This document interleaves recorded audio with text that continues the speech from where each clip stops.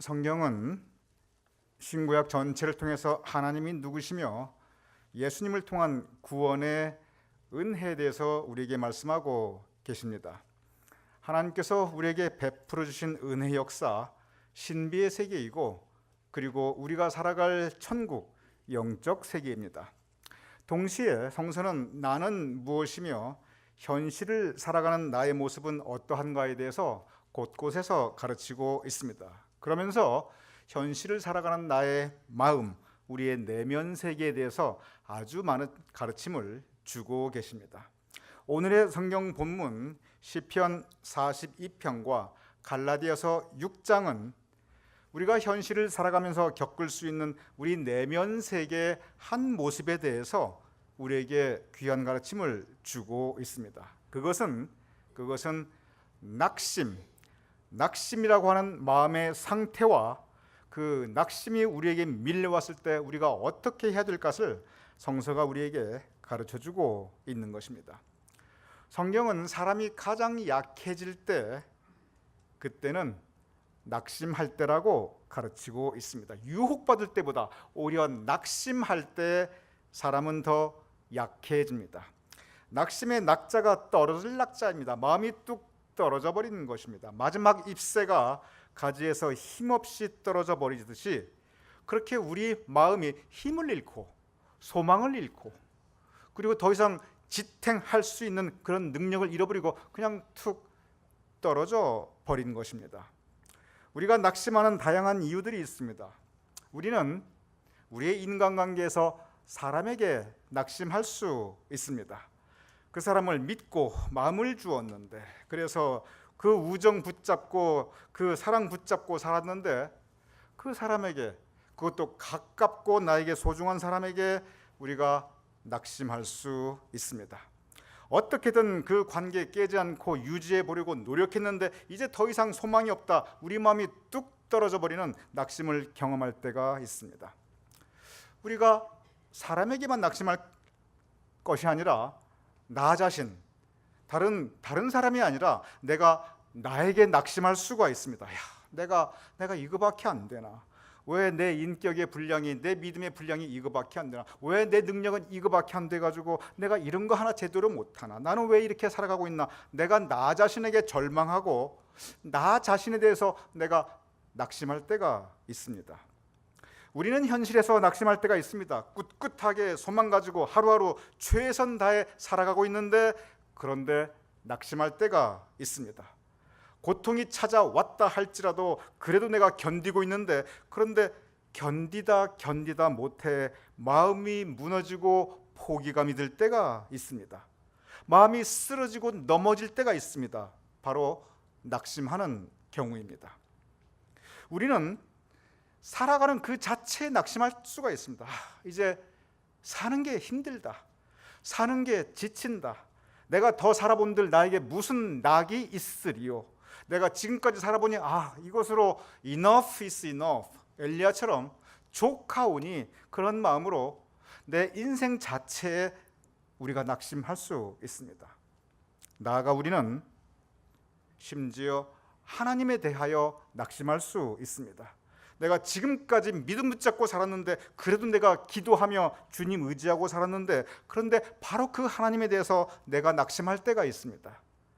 그래서 신앙도 이제 포기하고 싶고 교회도 떠나고 싶고 하나님께 낙심해서 그렇게 넘어지고 무너지고 내 마음이 물과 같이 쏟아져 버릴 때가 있습니다. 성서는 이렇게 우리 삶 가운데 이런저런 모습으로 우리가 낙심할 경우가 있다는 것을 아주 진솔하게 우리에게 가르치고 있습니다. 성서는 비록 성은 무너지고 그리고 그 성이 함락될다 할지라도 너희 마음만큼은 굳건히 지키라 라고 가르치고 있습니다. 무릇 지킬 만한 모든 것 가운데 마음을 지키라 라고 가르치고 있습니다. 그런데 우리가 살다 보면 바로 그 마음이 무너지고 그 마음이 함락되는 경우가 있을 수가 있습니다. 오히려 성은 그대로 있는데 내 마음이 먼저 무너지고 내 마음이 먼저 함락되어 버리는 경우가 있을 수가 있습니다. 바로 낙심입니다. 낙심은 사람이 살아가면서 반드시 겪게 되는 우리의 피할 수 없는 삶의 현실입니다. 그러기에 성서는 사람이 낙심에 이르게 되는 다양한 상황에 대해서 우리에게 가르치고 있고, 그리하여 그 가운데 낙심해 있는 그리고 넘어져 있는 다양한 사람들에 대해서 우리에게 소개해주고 있습니다. 이 낙심이 무서운 것이 있습니다. 왜냐하면 낙심하게 되면 실족하게 됩니다. 실족은 신앙적으로 내가 넘어져 버린 것입니다. 내가 영적으로 쓰러져 버린 것입니다. 그런데 실족은 내가 영적으로 넘어지고 거기에 끝나는 것이 아니라, 실족은 그 결과 내가 이제는 잘못된 말과 잘못된 행동을 하게 됩니다. 내가 이제는, 전에는 안 그랬는데 내가 이제 악한 말을 하게 되고 악한 행동을 하게 됩니다. 바로 이러한 상태를 실족이라고 합니다. 낙심은 마음의 상태인데 실족은 구체적인 내 행실의 상태입니다. 그런데 이 낙심과 실족이 대개 같이 가게 됩니다.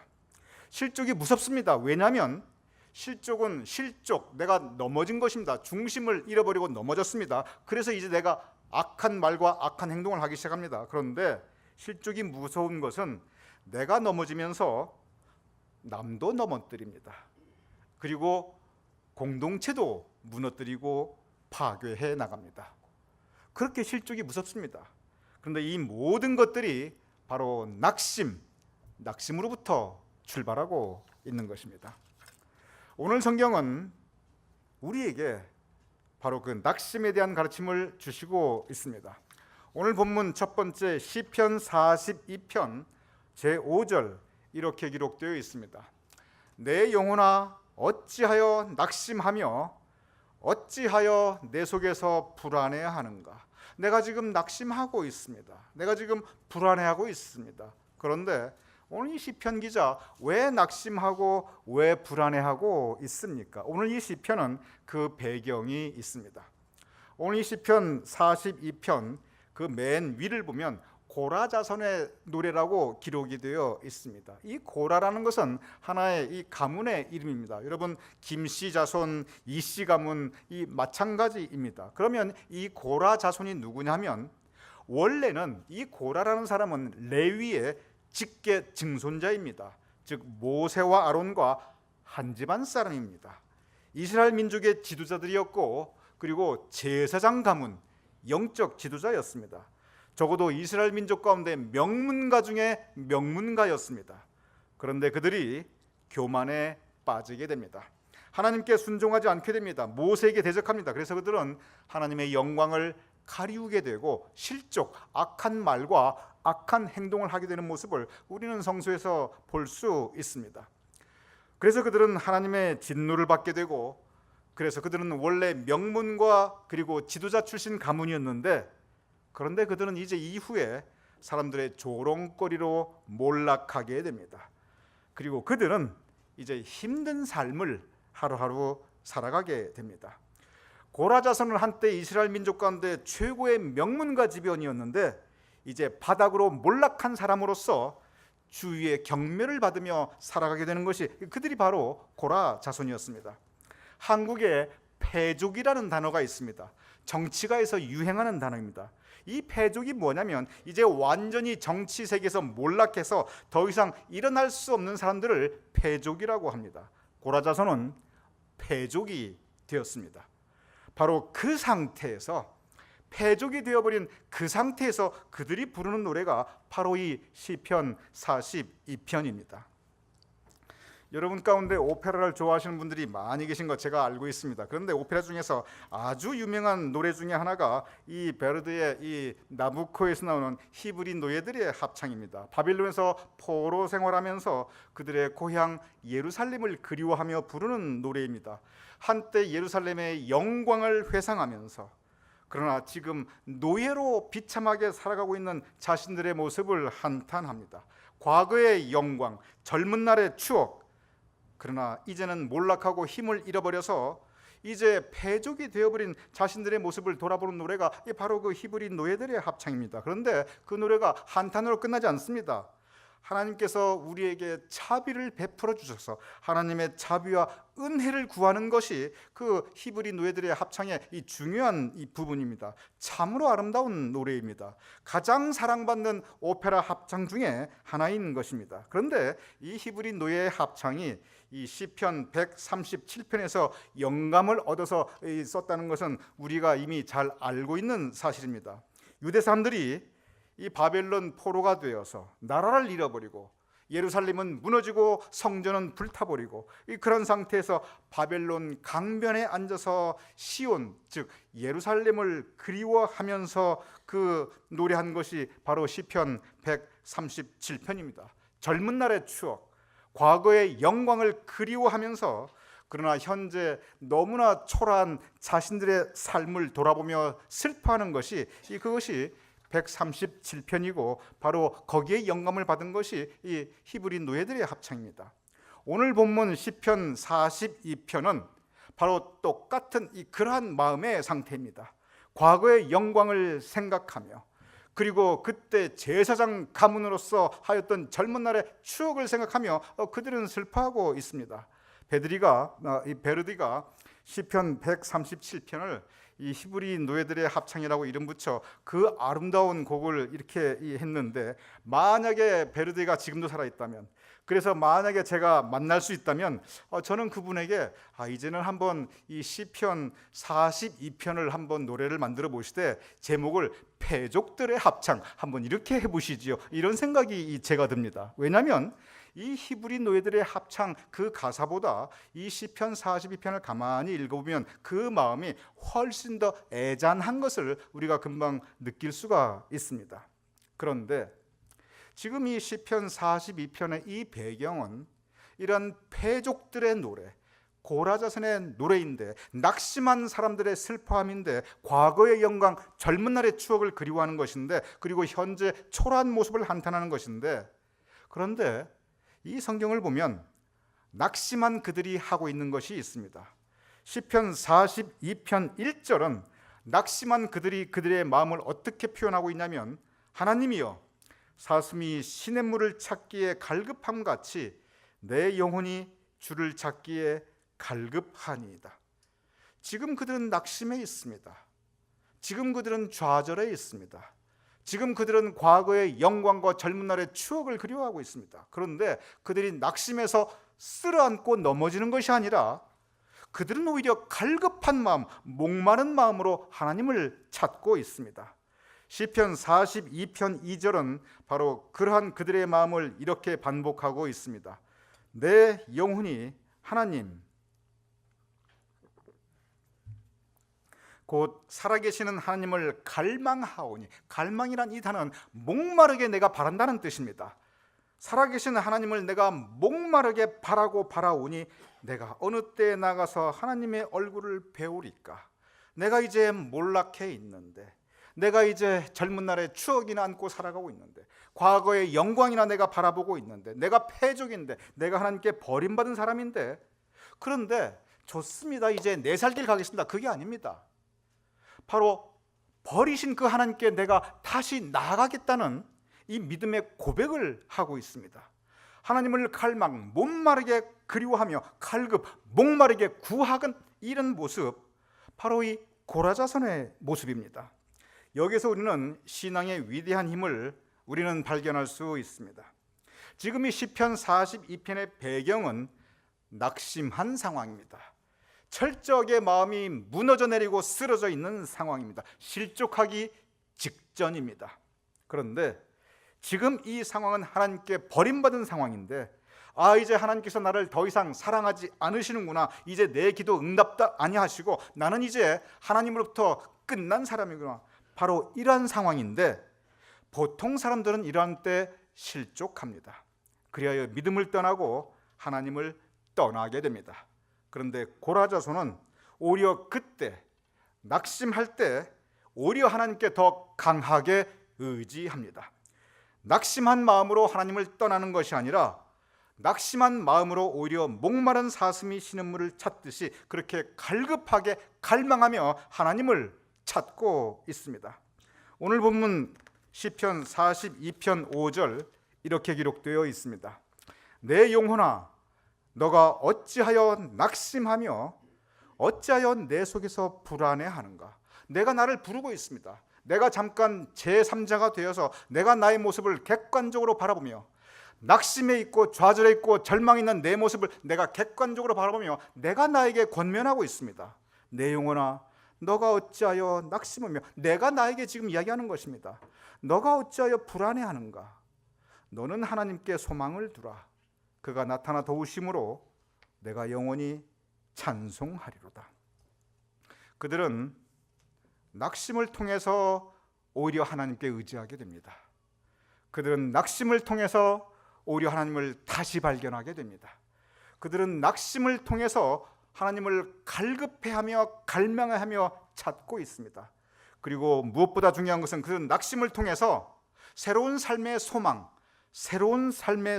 너는 하나님께 소망을 두라.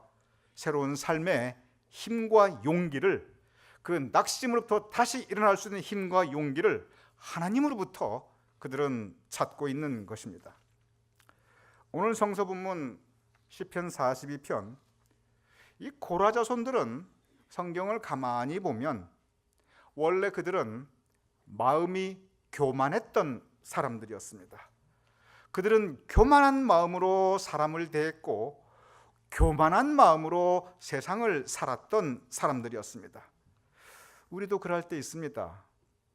교만한 마음으로 사람을 대할 때가 있고 교만한 마음으로 세상을 살아갈 때가 있습니다. 무엇보다 우리는 영적으로 교만하여 하나님 앞에서 우리의 뜻을 더 먼저 내세울 때가 있습니다. 하나님께서는 이 마음이 교만하였던 고라 자손들을 철저하게 낙심을 경험하게 합니다. 고라 자손들은 그 낙심을 통해서 바닥까지 내려가는 그 낮아짐을 경험하게 됩니다. 그리고 그 낙심을 통해서 그들은 겸손을 배우게 됩니다. 그 낙심을 통해서 그들은 그동안 그들이 교만하게 됐던 사람들이 얼마나 소중한 것인가 그들은 다시 깨닫게 됩니다. 그리고 그 낙심을 통해서 그들의 믿음을 다시 우뚝 세우게 됩니다. 그들에게 그 낙심, 그들의 삶의 현장에 그들이 그렇게 한탄하고 슬퍼했던 그 낙심, 그것은 하나님의 은혜였습니다. 왜냐하면 그 낙심을 통해서 그들은 하나님과의 관계를 회복할 수 있었습니다. 우리도 살아가면서 이런저런 일로 낙심할 때가 있습니다. 분명히 있습니다. 실족하기 직전까지 갈 때가 있습니다. 그러나 오늘 본문은 바로 그때가 은혜 때임을, 우리에게 가르치고 있습니다. 왜냐하면 우리는 낙심을 통해서 다시 하나님께 의지할 수 있고 낙심해 있는 우리의 삶을 통해서 하나님을 갈급하고 갈망할 수 있기 때문에 그렇습니다. 낙심할 때 바로 그때가 하나님을 다시 만날 때입니다. 그러기에 낙심의 때는 좌절과 절망과 포기와 실패 때가 아니라 낙심의 때는 하나님을 깊이 만나는 깊은 은혜의 장소입니다. 오늘 두 번째 본문은 다른 차원에서의 낙심을 우리에게 가르치고 있습니다. 시편 42편의 낙심은 하나님과 나의 개인적인 영적 관계에서 내 삶의 현장에서 일어나는 낙심입니다. 오늘 두 번째 본문은 전혀 다른 차원에서의 낙심입니다. 이것은 공동체 가운데서의 낙심입니다. 오늘 본문 갈라디아서 6장 9절은 이렇게 기록되어 있습니다. 우리가 선을 행하되 낙심하지 말지니 포기하지 아니하면 때가 이름에 거두리라. 오늘 시편 42편의 배경이 있듯이 오늘 이 갈라디아서 6장 9절도 그 구체적인 배경이 있습니다. 갈라디아 교회는 사도 바울이 세운 교회입니다. 그래서 이 갈라디아 교회 교인들은 사도 바울을 통해서 복음을 처음 받아들이게 됩니다. 평생 처음 복음을 받아들인 갈라디아 교인들은 그 믿음의 깊은 뿌리를 내리게 되고 기뻐하고 즐거워하게 됩니다. 그들은 복음에 열광하게 됩니다. 믿음을 가지고 사는 기쁨을 그들이 알게 되었고, 그리고 그 기쁨으로 공동체를 이루며 함께 그 공동체 안에서 열심히 주님의 일을 하게 됩니다.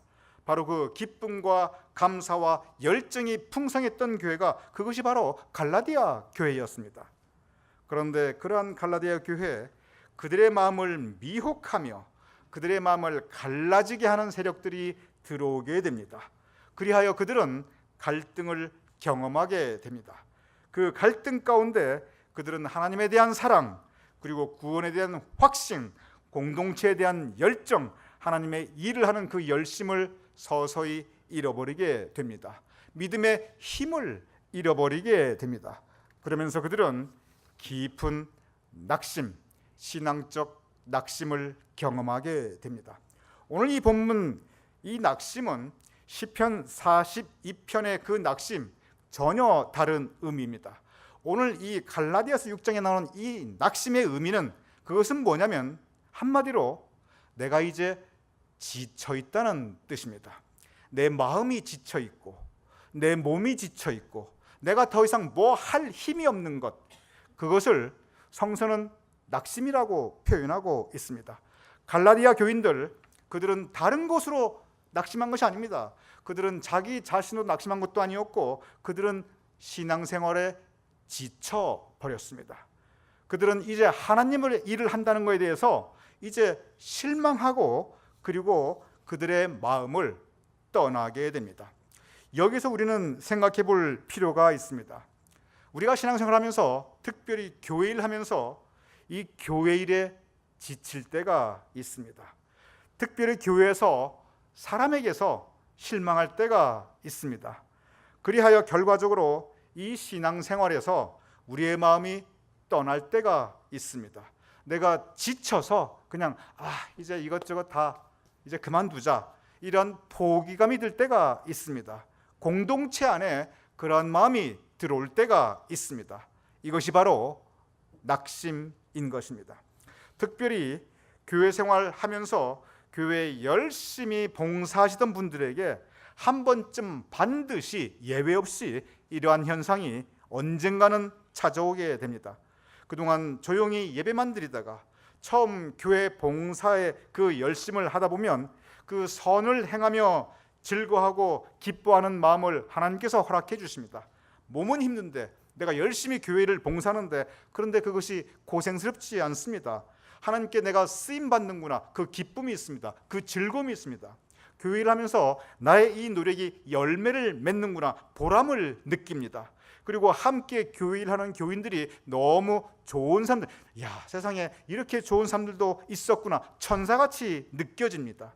그런데 어느 순간 어떤 계기, 어떤 일로 이제 지친다, 이러한 낙심을 경험할 때가 있습니다. 교회 일 누가 알아줍니까? 교회 일 무슨 보답이 있습니까? 이거 누가 알아주는 것도 아니고 이거 어떤 보답이 있는 것도 아닌데, 내가 나 살기도 바쁜데 내가 교회까지 와서 왜 이 고생을 해야 되나? 이 교회 생활에 이 회의가 들기 시작합니다. 어느 순간 어떤 계기로 교회 안에서 함께 신앙생활하는 교인들, 함께 동역하는 사람들에게 실망감을 느낄 때가 있습니다. 어느 순간 사람들이 싫어지고 신앙생활에 지치고 그리고 교회를 떠나고 싶어하게 됩니다. 이러한 상태를 사도 바울은 바로 낙심하였다라고 표현하고 있습니다. 오늘 갈라디아서 6장 이 본문의 말씀, 갈라디아 교인들은 바로 낙심한 사람들이었습니다. 교회 일에 낙심하고 신앙생활에 지쳐있는 사람들이었습니다. 사도 바울은 복음을 힘있게 전파했습니다. 신약성경 곳곳을 보면 이 사도 바울의 전파하는 모습을 우리가 볼 수 있습니다. 이 열심히 복음을 전파하는 사도 바울을 많은 사람들이 돕게 됩니다. 힘써 돕게 됩니다. 시간으로 돕고, 재능으로 돕고, 정성으로 돕고, 물질로 돕고, 가지고 있는 능력으로 사도 바울을 보이지 않게 보이게 돕게 됩니다. 사도 바울은 그러한 사람들을 항상 동역자라고 표현하였습니다. 하나님의 선한 일을 함께하는 사람들이라는 의미입니다. 근데 성경을 보면 사도 바울이 이 동역자들에게 자신을 도와주고 함께 교회 생활을 하고 함께 복음을 전파하고 이 하나님의 선한 일을 함께하는 동역자들에게 가장 염려했던 것이 있습니다. 그것이 뭐냐면 그것이 바로 낙심하는 것이었습니다. 낙심하게 되면 열정이 사라지게 됩니다. 낙심하게 되면 기쁨도 사라집니다. 낙심하게 되면 감사도 사라집니다. 열정도 사라지고 기쁨도 사라지고 감사가 사라진 그 공간에 남아있는 것은 공허한 허무감밖에 없습니다. 야, 내가 이러려고 지금까지 고개를 했나, 이 자괴감이 들게 됩니다. 갈라디아 교인들의 모습, 바로 이 공허한 허탈감에 사로잡혀 있는 이 낙심한 교인들의 모습이었습니다.